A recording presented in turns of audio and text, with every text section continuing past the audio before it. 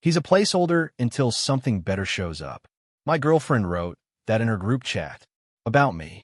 After 2 years, my best friend sent me the screenshots. I drove home. She was smiling on the couch. I showed her the phone. She went white. I said, something better just left. Took my keys. 43 missed calls that night. Answer none. Hey Reddit. I'm Landon, 29, project estimator at a commercial construction firm, which means I calculate the cost of building things before they're built, and I'm telling you that up front because it's relevant. I spent 2 years calculating the cost of a relationship with a woman who was calculating my replacement the entire time. And the difference between us is that my estimates were accurate and hers were based on the assumption that I'd never see the invoice. She was wrong about the invoice. My best friend Fitz sent it to me on a Tuesday in March, and by Wednesday, I was single and she was calling me 43 times from the couch I paid for in the apartment I found for us in a neighborhood she picked because it was walking distance to brunch spots she never invited me to. Grab a seat. Life resume first, because you need to know what she was placeholding. I make $78,000 a year. Not rich. Comfortable. The kind of money that covers a mortgage on a 2-bedroom townhome in a suburb of Raleigh that I bought at 26 with a 3.5% down FHA loan and $14,200 cash that I saved by eating at home 5 nights a week for 3 years and driving a 2017 Tacoma that's paid off, and that is 91,000 miles and a scratch on the passenger door from a shopping cart at Harris Teeter that I've never fixed, because fixing cosmetic damage on a truck you plan to drive until it dies feels like buying a frame for a poster you're going to replace. I renovate things on weekends, not as a side hustle, as a hobby. I tile my own bathroom, replace the kitchen backsplash, built floating shelves in the living room that Marin said were actually really nice, which is the compliment equivalent of a C+. Technically passing, but clearly not the grade the reviewer was hoping to give. I cook. Well, not chef well, but better than most 29-year-old men well, which in the current dating market is the equivalent of being fluent in a second language. It shouldn't be impressive, but the bar is in the floor, and anyone who clears it gets credit for basic human functioning. I make a brisket that takes 14 hours and that Fitz has described as the only reason I answer your calls. I make a pasta carbonara that marinate at least 50 times over 2 years, and that she never once posted on Instagram despite posting literally everything else she consumed, which I noticed and filed in the cabinet where I keep the small evidences of being someone's secret instead of someone's choice. Marin, she's 27, content strategist at a skincare startup, which means she writes Instagram captions and manages influencer partnerships and uses words like brand voice and engagement funnel in casual conversation the way normal people use words like lunch and Tuesday. She's attractive in the way that people who work in brand-adjacent industries are attractive. Curated, deliberate, aware of lighting.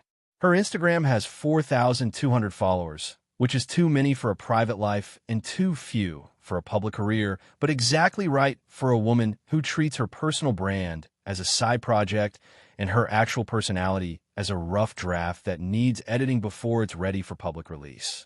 We met at a friend's birthday party. She was funny, direct, made a joke about my boots that was both an insult and a flirtation, which is a specific skill that attractive women deploy on men who look like they can take it. And I looked like I could take it because I was wearing work boots at a cocktail party because I'd come straight from a job site and hadn't had time to change, and the boots were the most honest thing about me in a room where everyone else was performing. She gave me her number. I texted the next day. We went to dinner. She ordered the most expensive entree without flinching, which at the time I interpreted as confidence, and which I now interpret as forecasting.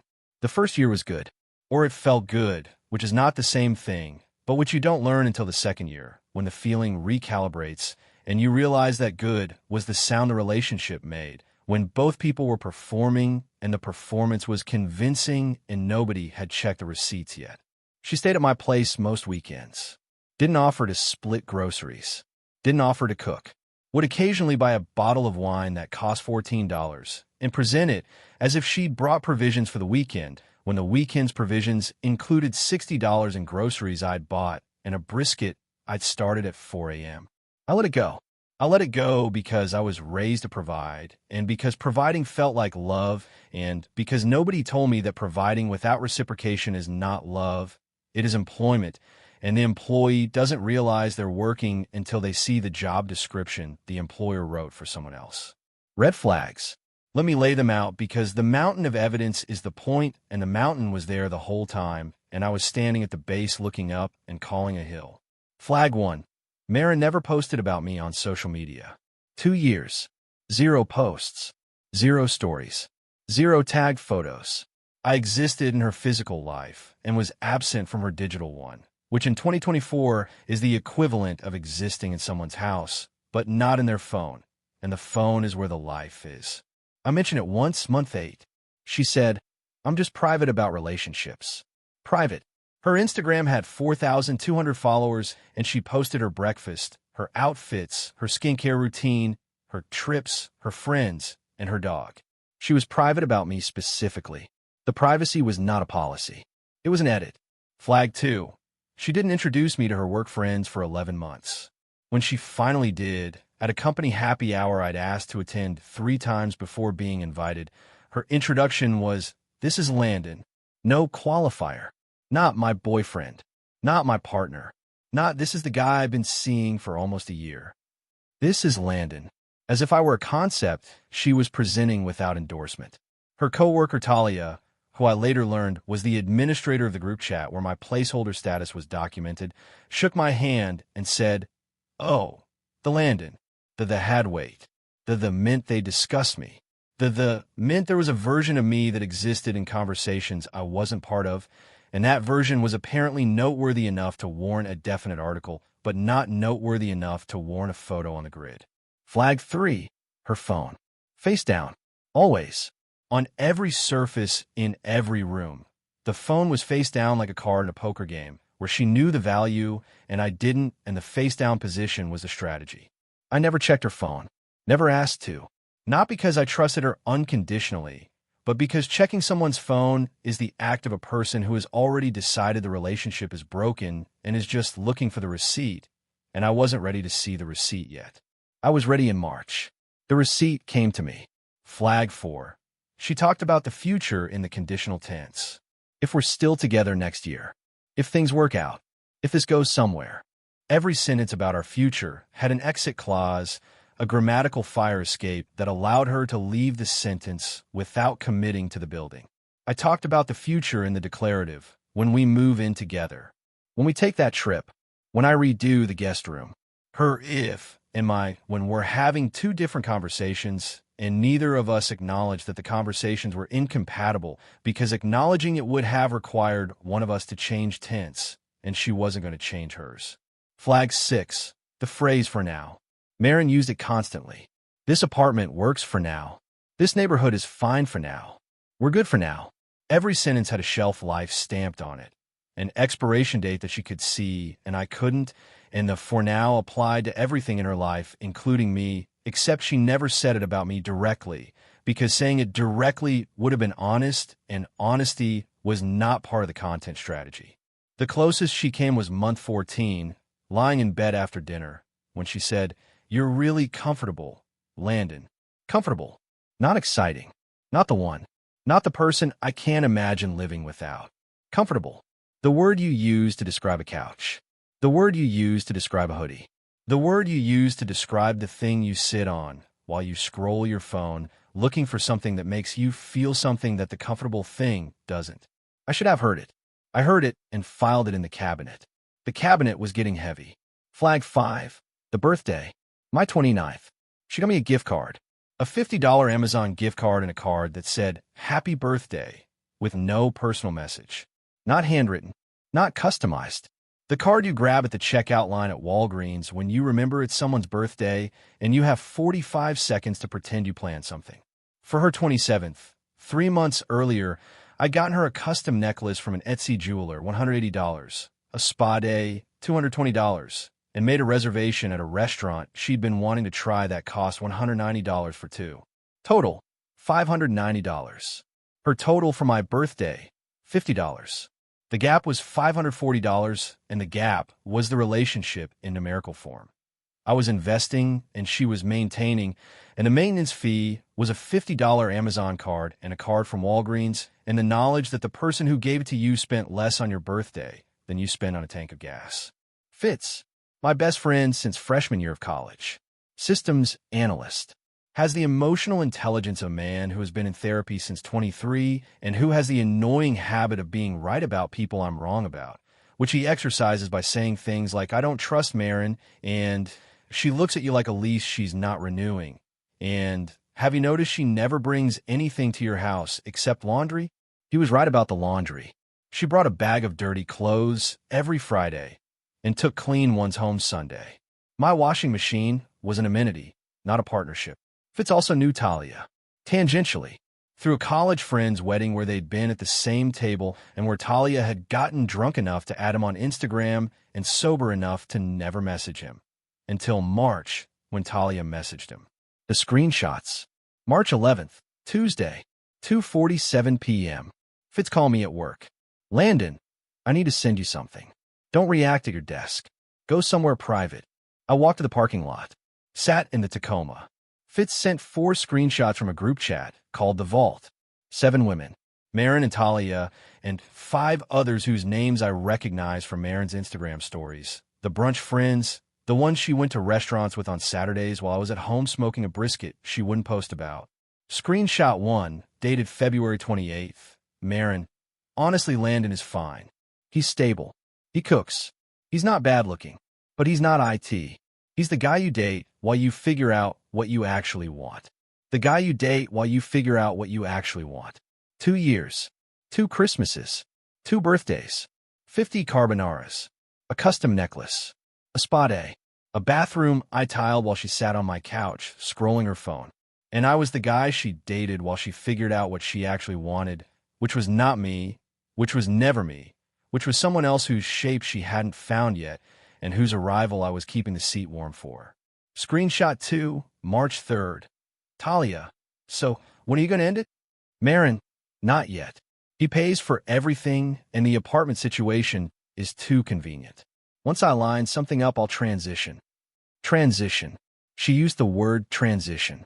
The way a company transitions between software platforms. Maintain the old system until the new system is operational, then migrate. I was legacy software. I was the platform she was running on until something with better features came along. And the only reason she hadn't upgraded was that the migration cost was higher than the maintenance fee, and the maintenance fee was $50 at Amazon and dirty laundry and the absence of a single Instagram post acknowledging I existed.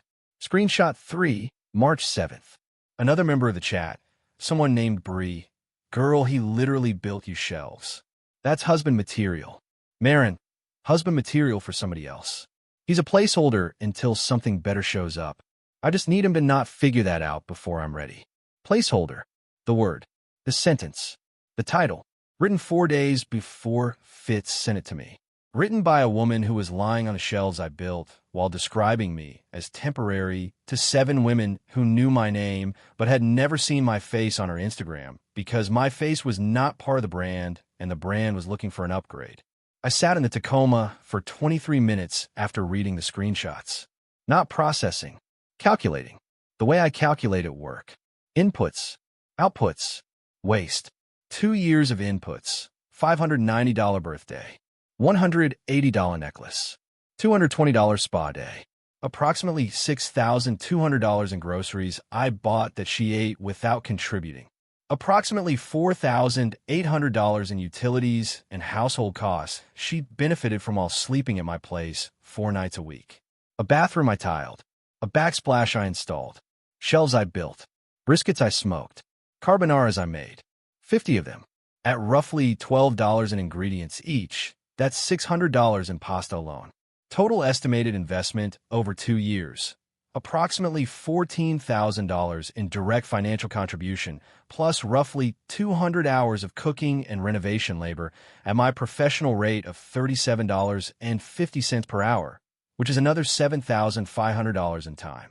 Grand total, Approximately $21,500 invested in a woman who described me as a placeholder in a group chat called The Vault to 7 women who knew my name and my carbonara recipe, but had never seen my face on her Instagram because my face was not part of the brand and the brand was shopping for a replacement, and the replacement budget was $0 because the current model was paying for itself. Screenshot 4, March 9th. Marin, don't any of you tell Landon. I mean it. He's a good guy. I don't want to hurt him. I just don't love him. And I'm not going to pretend I do just because he makes good pasta. She doesn't love me. She doesn't want to hurt me. And she's going to continue living in the relationship she doesn't love while she plans her exit. And the exit plan involves not telling me. And the not telling is framed as protection rather than manipulation. Because in Marin's content strategist brain, managing the narrative is the same as managing the truth. And she has been managing both for 2 years, and the management was so effective that I didn't see the layoff coming until the internal memo leaked. How Fitz got the screenshots? Talia sent them. Deliberately. Not by accident. Not through a wrong number mistake. Talia had been in the vault for 2 years and had watched Marin describe me as a placeholder, a transition plan, a good but not great. And Talia had finally reached the limit of what her conscience could hold, which is the specific capacity of a woman who has been complicit in a deception and who has decided that the deception costs more than the confession. Talia texted Fitz, "Your boy deserves to know. Don't tell Marin I sent these. But he needs to see them." Fitz sent them to me. I sat in the Tacoma in a construction company parking lot and read 4 screenshots and understood in 11 minutes what I'd been unable to see in 2 years. Which is that the woman I loved was running a cost-benefit analysis on my existence, and the benefit was groceries and laundry and shelves, and the cost was having to eat carbonara 50 times while she waited for someone who made her feel the way she made her Instagram followers feel. Chosen. I drove home. 22 minutes. The drive was quiet. I didn't play music, didn't call Fitz back, didn't rehearse a speech. The Tacoma was quiet and the road was straight and the math was running in my head the way it runs at work when I'm estimating a project. Inputs, outputs, margin, waste. 2 years of inputs. 0 reciprocal outputs. The margin was negative.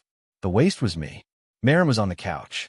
My couch, in my townhome, wearing my hoodie, which is a $38 Carhartt that I bought at Tractor Supply, and that she wore because it was comfortable and oversized, and because wearing your boyfriend's hoodie is a performance of intimacy that doesn't require actual intimacy the way posting a photo of your boyfriend would.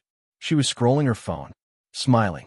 The specific half smile of a woman consuming content that mildly amuses her, which was her default expression on my couch.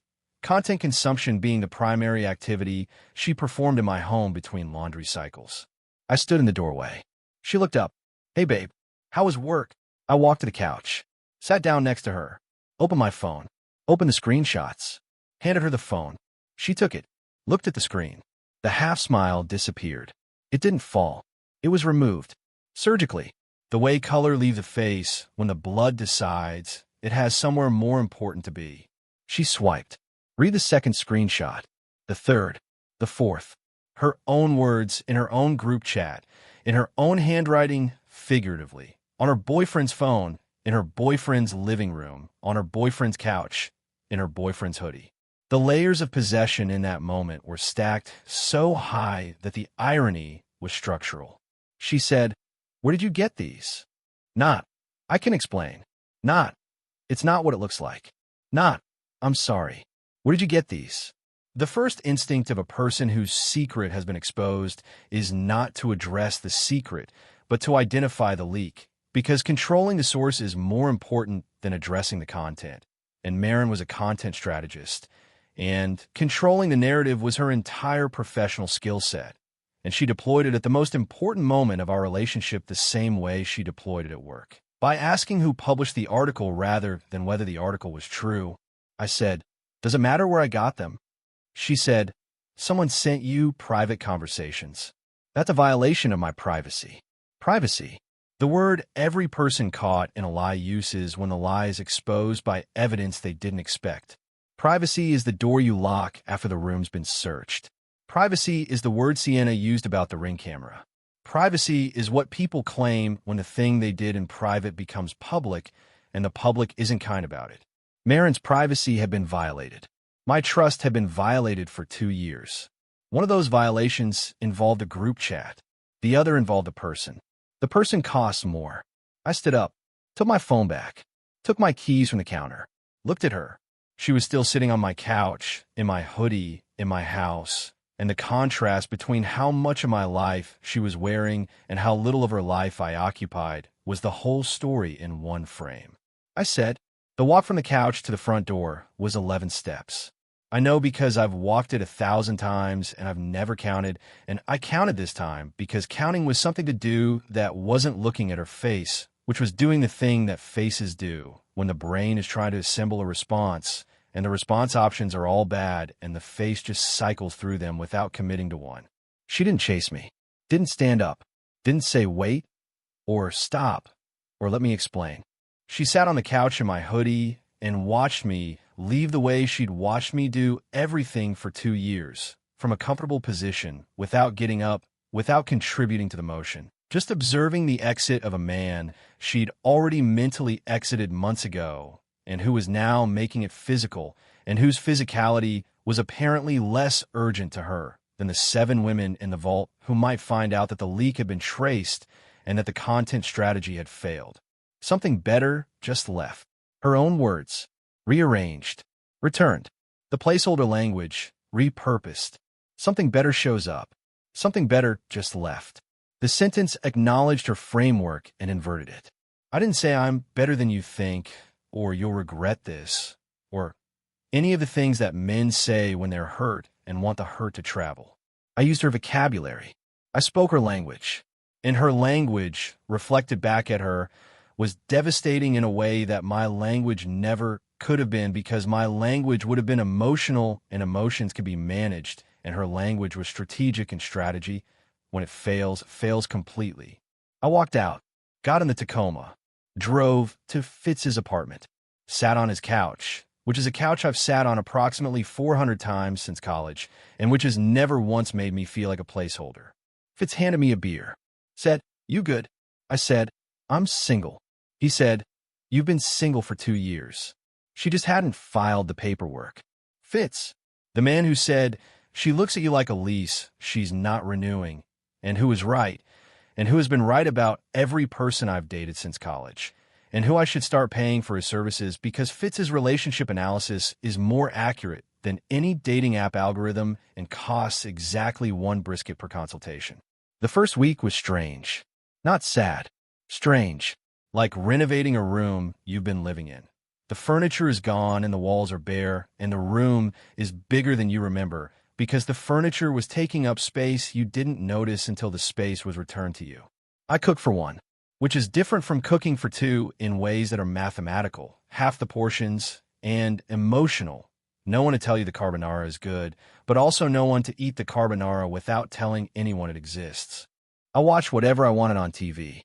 I left the toilet seat up, not as a statement, but as a fact. I slept in the middle of the bed. The middle of the bed. When you've been sleeping on your side for 2 years because the other side was occupied by a person who was planning their departure while you were sharing your mattress, is the most expansive 2 feet of real estate in the world. The middle felt like a promotion. The middle felt like the thing she called me would never feel. Chosen. 43 missed calls. Between 7:12 p.m. and 2:34 a.m. I know because I checked in the morning.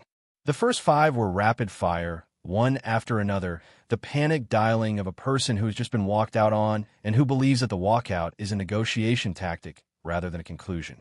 Calls 6 through 15 were spaced further apart, every 20 to 30 minutes. The pacing of someone who is recalibrating from panic to strategy. Calls 16 through 30 were accompanied by texts. "Landon, please pick up." I can explain. It was venting. I didn't mean it. "You're overreacting." The word overreacting appeared in text 17. Overreacting. To reading your girlfriend describe you as a placeholder to 7 women. The bar for a proportional reaction is apparently lower than I thought. Calls 31 through 43 were after midnight and had the desperate, uneven spacing of someone who is running out of strategies and is defaulting to volume, which is what people do when persuasion fails. They repeat the action louder. I didn't answer. Not that night. Not the next day. Not the day after. I texted her once, on Wednesday morning. Your things are packed. 2 boxes. On the porch by 6 p.m. The hoodie is in the box. The key is not. Leave the key on the mat. She picked up the boxes Thursday. Left the key. Didn't knock. The key was on the mat when I got home from work. And the mat is the same mat she used to wipe her shoes on every Friday when she arrived with her laundry and her $14 wine and the performance of a girlfriend who was actually a tenant running out her lease. That was 7 weeks ago. Here's where things stand. The Vault group chat fractured after the screenshots leaked. Talia left the group. 2 other members reached out to Fitz independently to say they'd been uncomfortable with how Marin talked about me and that they didn't know how to say anything, which is the sentence people say when they knew and chose comfort over honesty and are now rebranding the choice as confusion. Marin posted an Instagram story 2 weeks after the breakup, a sunset with the caption, "Choosing myself." 87 likes. 0 context. The content strategist, managing the narrative, even in defeat. Saturday morning. I'm in the backyard. The smoker is running. Brisket went on at 5 a.m. The Tacoma is in the driveway with the scratch I'll never fix. The backsplash is new. The shelves are still up. The hoodie is gone, returned in the box, and I bought a new one. Same brand, same size, except this one doesn't smell like someone else's shampoo, and it doesn't come with the memory of a woman scrolling on my couch while her group chat discussed my expiration date. Fitz is coming over later. He'll eat the brisket. He'll say it's the only reason he answers my calls. I'll say that's fine because at least he answers, which is more than Marin ever did when the question was whether I was enough. And the answer was in a group chat I wasn't in, and the answer was no, and the answer was wrong, and the brisket is proof. Fitz told me that Marin's apartment search has been rough. She'd been living largely at my place, using my kitchen, my washer, my Wi-Fi, my utilities. Her actual apartment, which she shared with a roommate, was a 1-bedroom where she slept on a pull-out couch 3 nights a week and spent the other 4 mine. She didn't have a home. She had a primary residence she didn't use and a boyfriend's house she used as a hotel, and the hotel just closed, and the primary residence has a pull-out couch and a roommate who is reportedly not thrilled about full-time occupancy.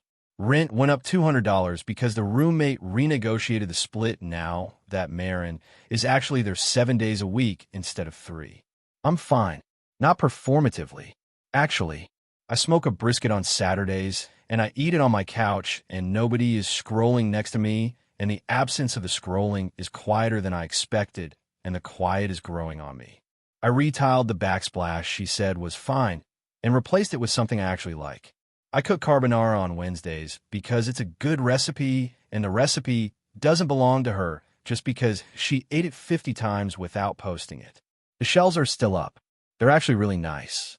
Fitz came over last weekend. Ate brisket. Drank beer. Looked at the new backsplash and said, "She called you a placeholder in a group chat called The Vault, and you responded by retiling your kitchen. That's the most on-brand thing you've ever done." I said, "I estimate costs for a living." She underestimated hers. He raised his beer. To accurate estimates. I raised mine. To accurate estimates. She said I was a placeholder until something better showed up. She was right about one thing. Something better did show up. It showed up the moment I left because the something better was me, without her, in a house I own with a truck that's paid off and a backsplash I chose and a brisket that takes 14 hours and that gets posted on nobody's Instagram and that tastes the same whether someone loves me or doesn't because the brisket doesn't know the difference and neither does the Tacoma and neither do the shelves. And the only thing in my house that knew I was a placeholder was the woman who used to sit on my couch. In my hoodie, planning her exit while I smoke her dinner in the backyard. And she's on a pull-out couch now. And I'm on the couch I paid for, and the couch doesn't know the difference either, but I do. If this story hit close to home, drop a like, subscribe, and share your own in the comments. We'll catch you in the next one.